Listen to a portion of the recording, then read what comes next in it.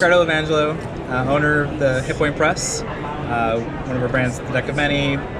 We made Humblewood, our animated spell series, and other reference cards. Awesome.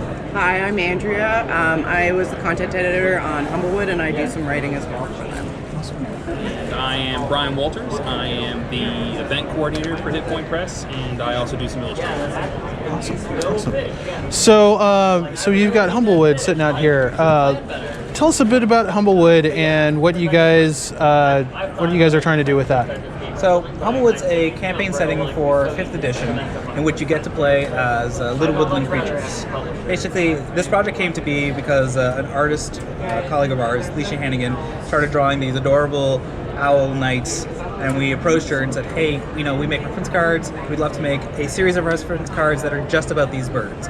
Maybe a little booklet on the side to explain what we're building and how to play as these little bird creatures. Eventually that started to expand and grow to become this entire book that you see before you, in which you have an entire adventure from 1st to 5th level. Like I said, 10 new classes with bird folk and other woodland creatures. And full amaranthine section. Bit of a lore, and world building and the usual stuff, maps and things like that. So it really started as a deck of cards, and then it slowly the team started realizing it was something really special and expanded to a full book. Nice. Now it's an entire campaign setting, so clearly you have custom races that you've designed. Are there custom classes as well? There's no custom classes yet. It's something we're looking forward to in future iterations in this setting. Mm-hmm. But we felt that our focus was the animals themselves being the major focus. Show off some new races and show how they play in 5th edition. Okay. I think there are some class options. Yes. Like in the book. So variant options for established classes in Humblewood, but no brand new class. Gotcha. I guess that kind of begs the question. You've got custom races. You haven't done custom classes yet, but other than just the setting, I'm sure there's a lot of other custom stuff that you've got in the supplement as well. For this, some of the custom stuff that we're working on is actually we have an album in the works for people who, when they're playing, so the Dungeon Masters can have mood music to go with all the different locations that they're playing in. Oh, nice. What's interesting about this music, though, is that there's 10 tracks being made, but each track has multiple iterations. So depending on how tense the situation is, you can adjust the track to be a slightly more exciting, intense version, to war drums playing to calm, nothing's happening. They're actually creating an app. This is actually done by Jake Kaufman of Min Potion. They did music for Shantae, Shovel's Night, OKKO. Oh, nice. So they're actually working with us to make this. They're making an app in which you can actually have this little slider that allows you to, at a moment's notice, quickly increase the intensity of the situation. Awesome. Very cool. So that's not in this specifically, but it's sort of adding to that. We're really trying to work on creating a world. I think why we didn't you have sort of your standard stuff is we really wanted to focus on world building, and that's sort of why we ended up with the lore, just the setting and the races. It was just a 1 to 5 adventure. Great. And spells. Oh, yeah, so and there spells, are custom spells. sorry. And some cool stuff. Bestiary, a bestiary, NPCs. There's again very world building elements to them. They're things that just add to the setting and allow you to really make a character that feels like it comes from there. There are things planned that we won't mention. There is a comic book as well, but there's some ideas that are coming in Humblewood too that I don't think we can really talk about yet. Right on. Non-disclosure agreements have been signed. So. Cool. I would, being a miniatures guy myself, I definitely smell a lot of potential there. We have miniatures. Did you see the ones at our booth? Did not. Not yet. Okay. Get some photos. So when you come Okay. back, you definitely got to take a look at those Oh, because yeah. the big villain of this, we have a 4" by 4" aspect of fire that is an orange translucent.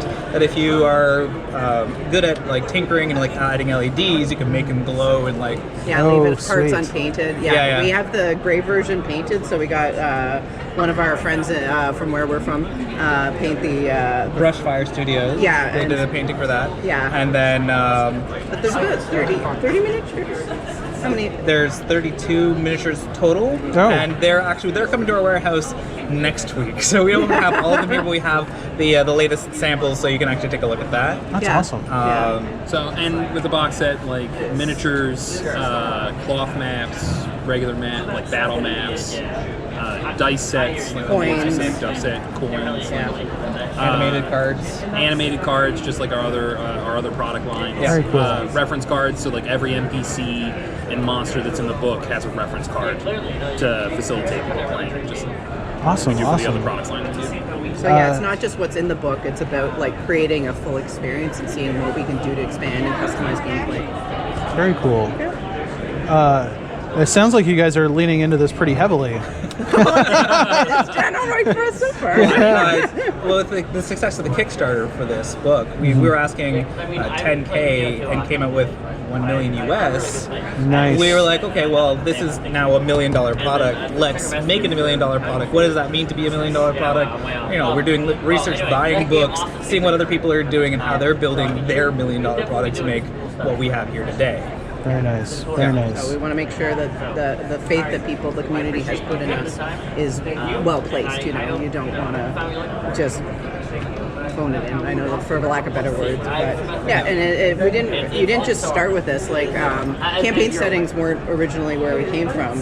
So you know, you're familiar with the reference cards, I assume. Yes. Yeah. So again, going back to that idea of customizing your play and like what can we do beyond the book to make your experience better, and Nice. so that's sort of where we came from. Yeah. Very nice. So we've talked a bit about the nuts and bolts of what you guys have here. Let's take a step back and I guess tell us about the setting itself. Like what I guess give us the elevator pitch of Humblewood as a campaign setting and what it brings to like a DM's 5th edition play when they bring it to the table. Okay. Well, the basic gist of Humblewood is fires are ravaging the forest, and you and your party essentially have to go and discover what the issue is, what caused it, and how to kind of vanquish that fire. There are many different issues that are causing problems within Humblewood, from banditry to elemental aspects that are literally fire burning down the forest. So there's different kinds of fire in many different ways, from a class divide between the humble folk and the bird folk who own the top of the perches and the tops of the trees. And basically, if everyone's trying to swarm away from the fires, where are they going? They're trying to get into the trees and away from the fires that are there. So what happens when you limit resources and sort of and you push people together who are not used to working together, and sort of how can they come together and actually work to solve a problem that's bigger than them? So Awesome. yeah. So that sounds like I guess that sounds like the adventure that comes with this. Yes. Yeah. Okay. Yeah, but and the class building and I think everything else sort of around that is sort of stems from that idea, because you want to have a unifying world, and I mean, at least for me, it's easier to conceptualize that sort of thing when you have an underlying story. Just for me, that's easier when I'm creating beyond that. So Yeah, that makes sense.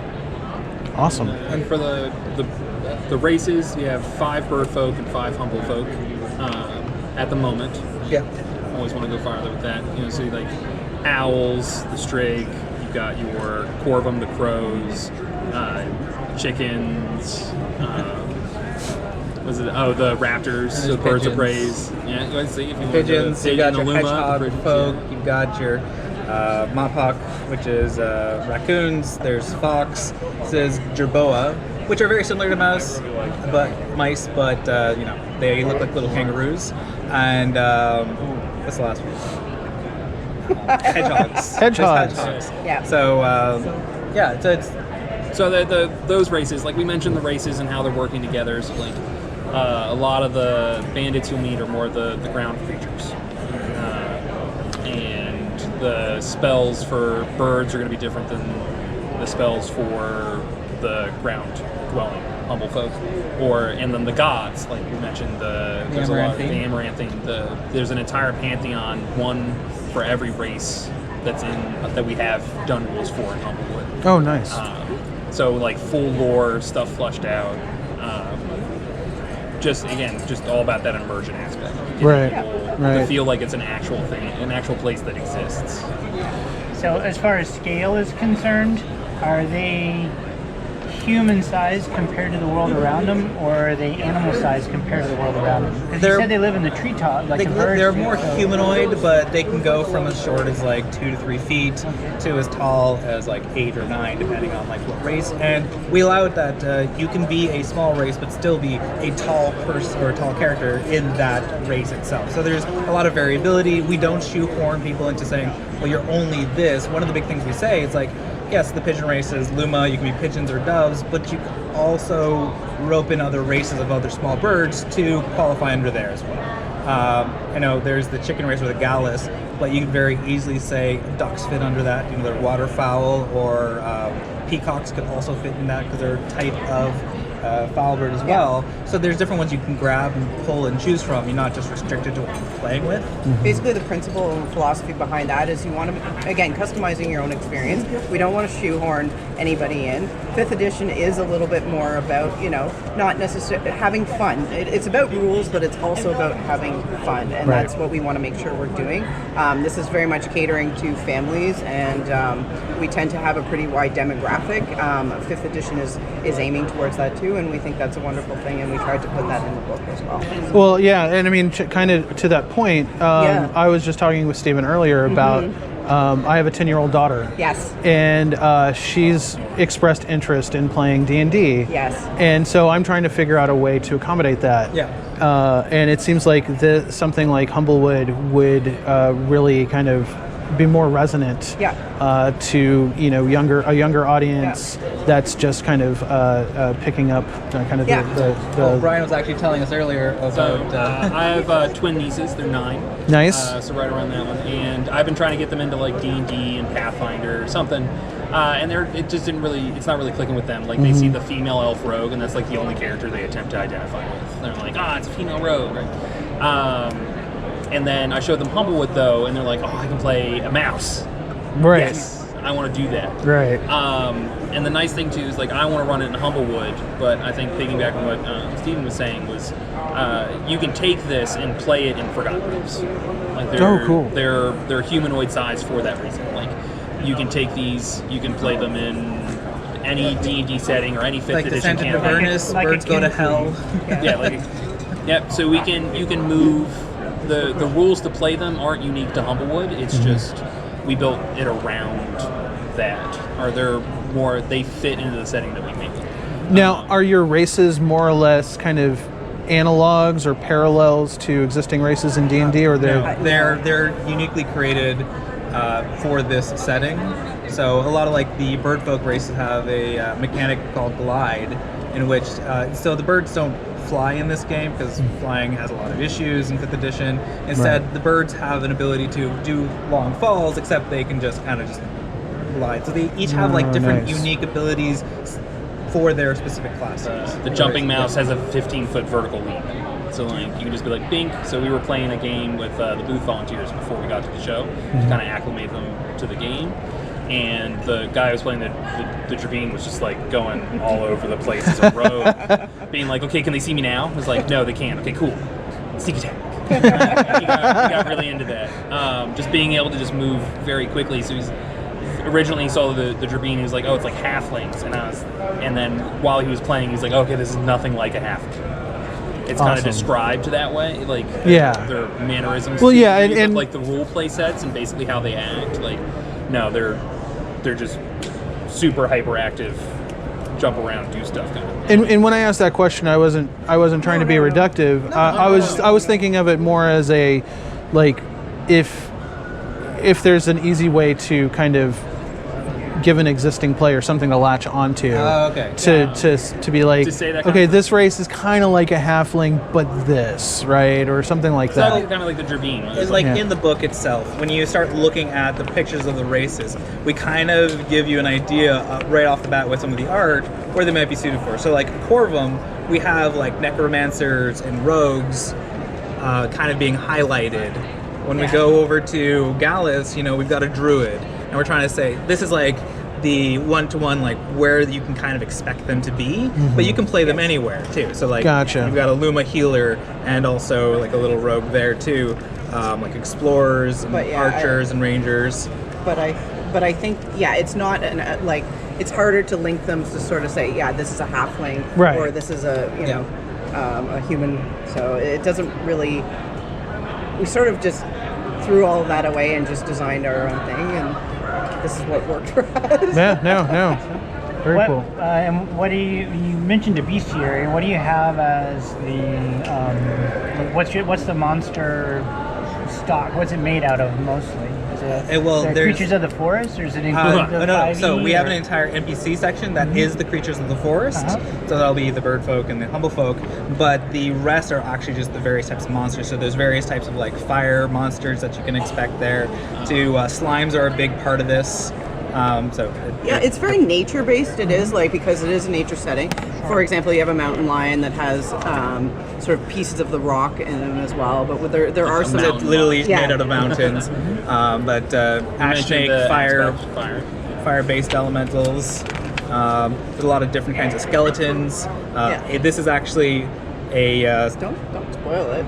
well, like I said, there's various cats, a little ember bat, so a bat that has a fire aspect to it as well, various demons, and But- like I said, there's also a big slime component to it as well. Nice. But you'll notice the wake worm there. So there are, with this in mind, the success of the Kickstarter, started planning where do we go beyond that. And honestly, when we were talking about the story initially, there was sort of okay, if this is a thing and is good, where do we go from here? So this was designed with, okay, maybe we can go to 5 sort of stories or whatever from here. So there are things in here that will tie into what's happening later if we do get to that point. Hopefully, So Awesome. things like the wake worm hints at, going to the sea and things like that. So, Yeah, Humblewood is just a tiny bit of the map that is what it will eventually be the world setting.